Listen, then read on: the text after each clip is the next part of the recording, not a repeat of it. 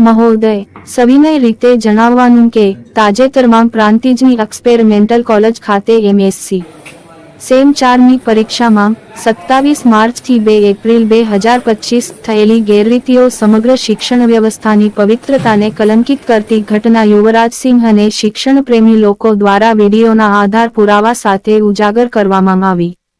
ફક્ત વિદ્યાર્થીઓને જ દોષિત ઠેરવીને મૂળભૂત જવાબદારી ધરાવતા સંચાલક મંડળ, પ્રિન્સિપાલ તથા નિરીક્ષકોને છૂટ આપી દેવી એ કાનૂની તેમજ નૈતિક દ્રષ્ટિએ ગંભીર ભ્રષ્ટાચાર છે.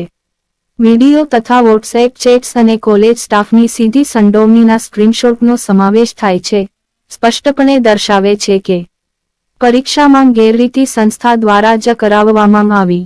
ચાલુ પરીક્ષા દરમિયાન કોલેજના સંચાલકોએ વિદ્યાર્થીઓ માટે એક વોટ્સએપ ગ્રુપ બનાવ્યું હતું, જેમાં પરીક્ષાના પ્રશ્નપત્રોના જવાબો અને પુસ્તકોના પાના નંબર સુધીની વિગતો શેર કરવામાં આવી હતી.